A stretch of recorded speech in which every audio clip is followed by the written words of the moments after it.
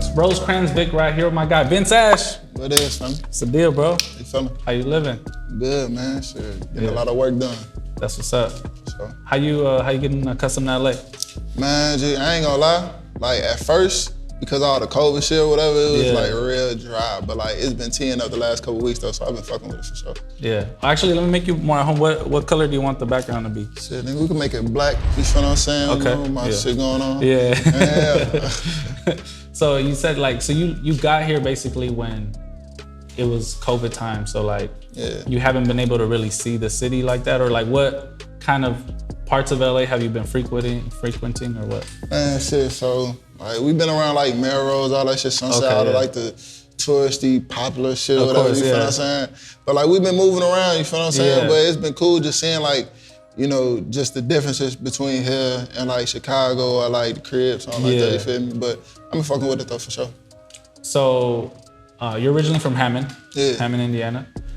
Somewhere I'm familiar with. You know, I got hella family out there, but you know, for those who don't know, what's it like? Can you describe it to us? Shit, if you know the base is out here, you feel what I'm saying? So it's like, nigga, it's a heavy like Spanish, Latino community and shit like that, but you also got black folks and shit like that, you feel what I'm saying? Yeah. So it's a whole lot of that. So it wasn't really too much of a difference like adjusting when I came out here. Yeah. But it's sort of similar like this because like you go right over the bridge, it's like Little Mexico and shit up in EC, you feel what I'm saying? So yeah, so it's like that. And then when you go to Gary, that's where you catch most of the black folks and shit like that. So it's just, you know, growing up in the midst of just all of that. So East Hammond is where I'm from, but 219 as a whole is where I grew up. Yeah. You feel what I'm saying? So yeah. So what has the better tacos, the 213 or the 219? 213 or 219? Man, I ain't gonna lie, folks. Man, it's half and half, bro, because you got a little bit of both, you feel what I'm saying? But I done found some fire shit out here though, for sure. So whenever I go to Chicago, like I said, I got hella family, like 100 relatives in between like East Chicago and Hammond. Right. And the tacos de birria, like the goat, that is the shit that like I go for. I eat at least once a day. Bro, I fuck with it. Man, G, but I ain't gonna lie though, man. Motherfuckers kind of burned me out on it because when I seen the shit first get popular or whatever, like, the pictures make it look hard, but like, I had some bad ones at first. They was like bland and shit. It just ain't taste like much and shit. So, like, but I had some good ones out here though. It's valid. Nah, I feel you. So how I originally got introduced to you and your music was the homie Jeff Weiss. Right. So what was your first interaction with him, or like how did he reach out? What's the story behind that? So I had I was managed at first by this guy named Archie. And you know, me and Archie was going back and forth or whatever, and then he brought my situation over to Jeff. Yeah. Jeff was fucking with me and shit like that, and we were just chopping it up, and it was just all organic from there because they just had belief in me off rip. You know what I'm saying?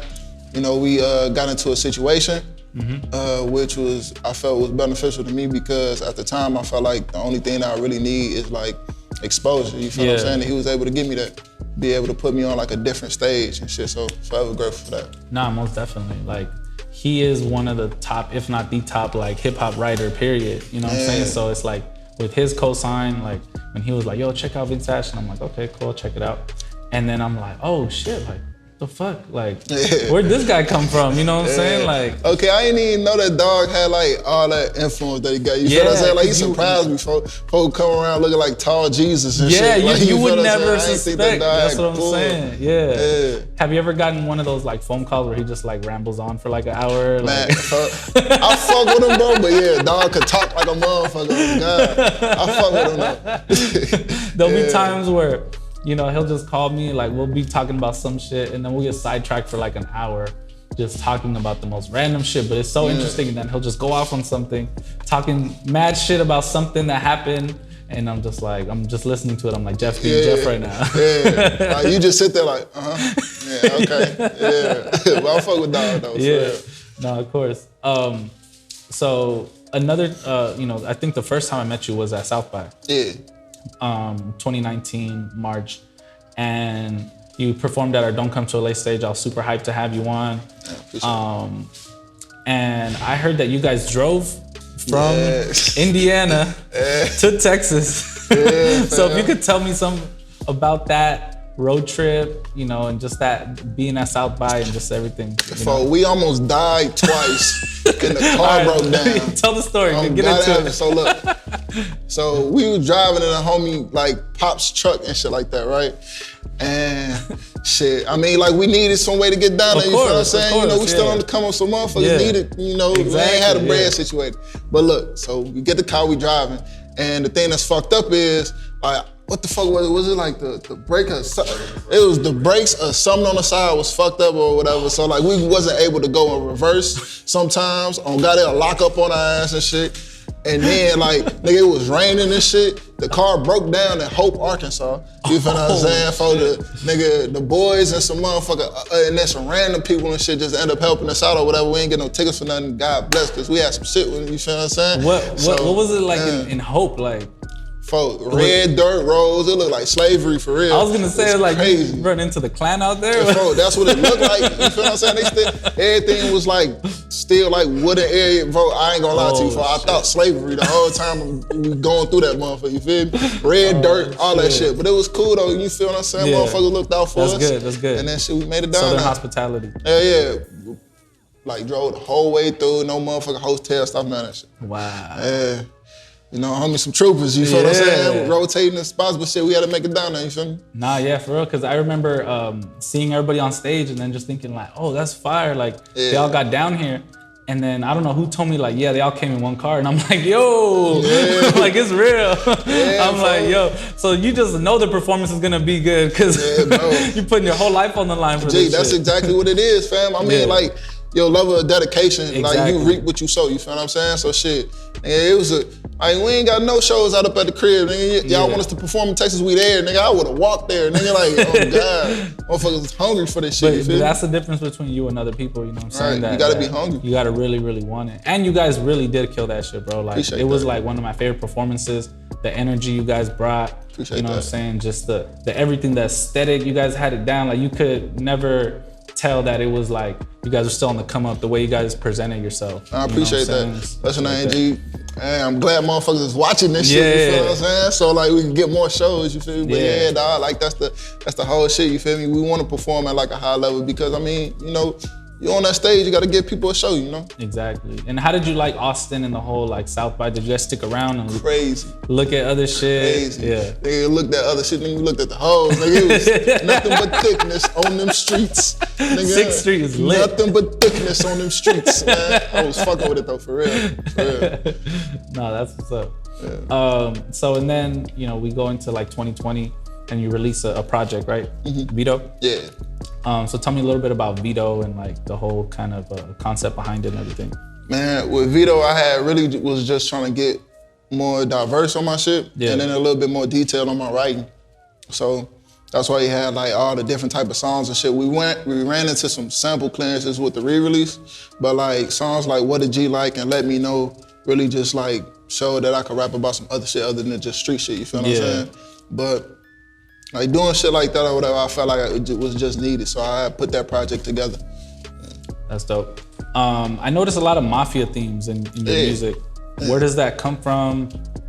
And if you could just kind of delve into that. Yeah, so the group is called Deuce Mob, you feel what I'm saying? 2 M-O-B-B, you feel what I'm saying? Motherfuckers be spelling it wrong. Yeah. But nah, so mob and mafia, it's all the same thing, but it's representative of us as a family, you feel what I'm saying? We all come from different backgrounds. Like I said, I'm from East Hammond originally, but all over the 219. My homies is more so from Chicago and in that area, you feel what I'm saying? So it's just the coming together of motherfuckers from different areas to be one as one unit, you feel what I'm saying? Yeah. That's where you get the 652 shit from. All of that is representative of the same type of thing. Unity, brotherhood, all of that shit. That's dope. Yeah, because I noticed it's like you hear, you know, you got the mafia shit, you know what I'm saying? And then it's like the mob, and I'm like, okay, Vito, like I know where this is going. And then it's like Chicago is like where the mob started, you know what I'm saying? So like, I was like, okay, I like how he's paying homage to that and shit. You know for sure. I know you probably heard this, but I feel like we gotta address it. Like, do people tell you sound like Tupac? Come on, man. I gotta ask you, we're on the West Coast. Bro, I swear to God, G, And you know me, for I don't do this shit on purpose. Yeah, I know. You know what I'm saying? So it's not something that I'm out here just like, yeah, let me get in the booth and sound like Paul. Like, no, nigga. Like, but I mean, you know, I get it. You feel what I'm saying? Yeah.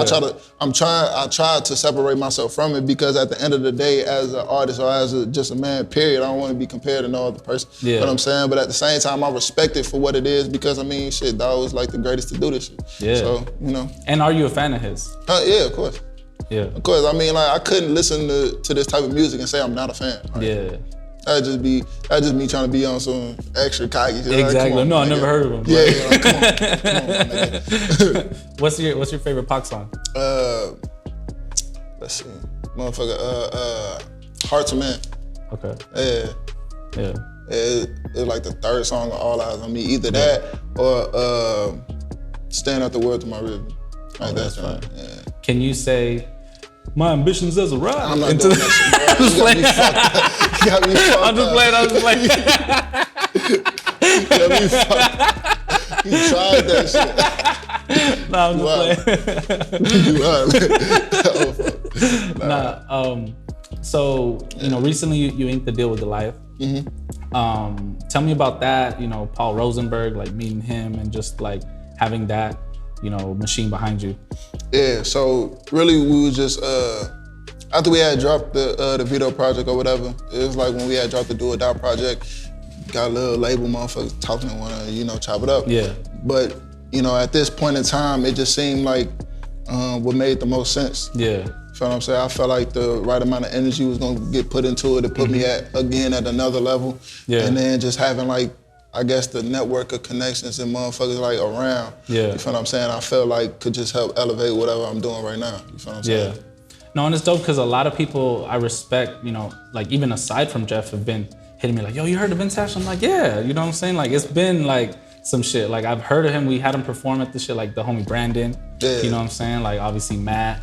So it's like I hear all these people, you know, like really co-signing you and being, you know, on your side, on your team, you know what I'm saying? And I'm like, oh, okay, perfect. He's getting around the right people, you know what I'm saying? And it's like to get that, like I believe Goliath, like you're one of their first artists too, right? Yeah, the only artist on the label. Oh, you're the only artist on the label. Yeah, so even that is like, even, you know what I'm saying? Yeah, the flagship artist. That was like the selling point for me, to be honest. Yeah. You know what I'm saying? Because usually when you get people on like labels and shit like that, they're not treated as priority artists. So then you get like a lot of motherfuckers end up getting shelved and all this other type of shit. But this is like, it puts me at the forefront, so I'll be able to get like the right amount of push I feel I need. Nah, exactly, absolutely. Yeah. So you released the Vito Deluxe not too long ago. What's next for you? Shit, man, just working on new music, you feel what I'm saying? New music, new content. Of course, the merch and all that other type of shit going on. The Deuce Mob, you just got me a hat. Shout out my boy. Yeah, that shit fly. Yeah, design myself, you feel what I'm saying? And, you know, we plan to do something with every release, just keep things interesting. You know what I'm saying? Nah, most definitely. Anything else you want to tell people before we get out of here? Shit. I don't know. I ain't Just got shit on my mind. Where to follow you? Like, 652 Vince Ash, Instagram, Twitter, all that shit, you feel me? Yeah. Subscribe on YouTube. These motherfuckers be watching, not subscribing. On God, subscribe. Hit the button. There's one button. It's easy, it's simple. You feel what I'm saying? But comment. People always tell me like, yo, bro, I love this, what you did. I'm like, yeah, could have commented that too. Yeah, you know, you could like, I appreciate you telling me, but you could have commented it too. Oh God, that's all money. Motherfuckers, they getting stingy. Yeah, exactly. Everybody watching this, comment below. Vince Ash, Rosecrans Vic, appreciate you, bro. Yeah.